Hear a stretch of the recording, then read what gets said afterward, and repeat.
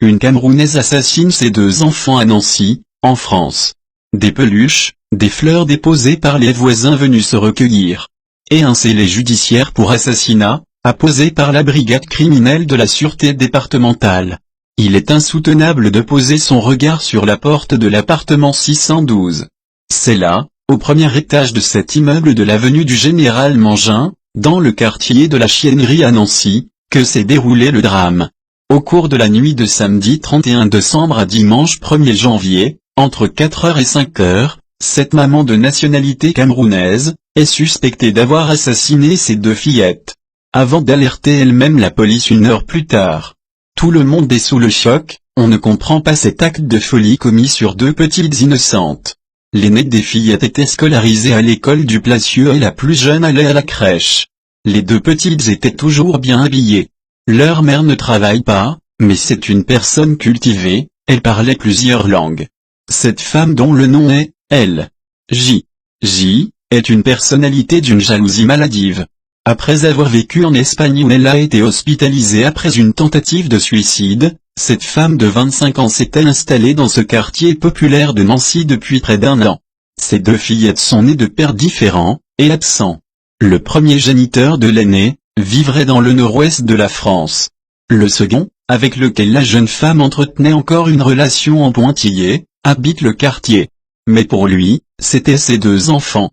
Il parlait d'eux en disant toujours mes enfants, assure un voisin qui parfois, le croisait. Elle criait beaucoup, mettait la musique à fond, mais jamais je n'ai remarqué de traces de violence sur ces gamines. Jeudi dernier, la police est intervenue parce qu'elle tapait dans toutes les portes de l'immeuble avec une barre de fer. Elle était comme hystérique puis s'est calmée. La nuit des faits, tout était calme, trop calme.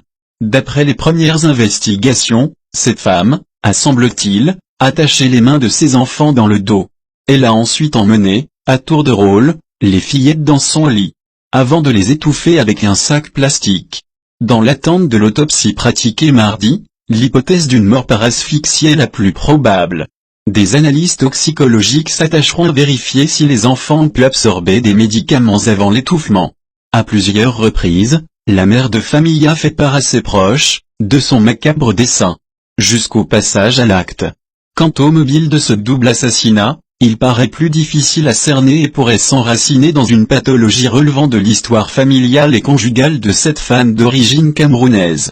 Selon son avocat, c'est une femme fragile, dans une grande détresse émotionnelle et psychologique même si elle arrive facilement à s'exprimer sur les faits. Conformément au rapport d'une expertise psychiatrique réalisée durant la garde à vue, la suspecte a été hospitalisée, lundi soir, au centre psychothérapique de Nancy-Laxou. Une fois son état stabilisé, elle devrait être interpellée et présentée à une juge d'instruction dans le cadre d'un mandat d'amener, en vue de sa mise en examen. Prions pour le repos en paix des âmes, de ces 2 petits anges, Kayla et Orlan.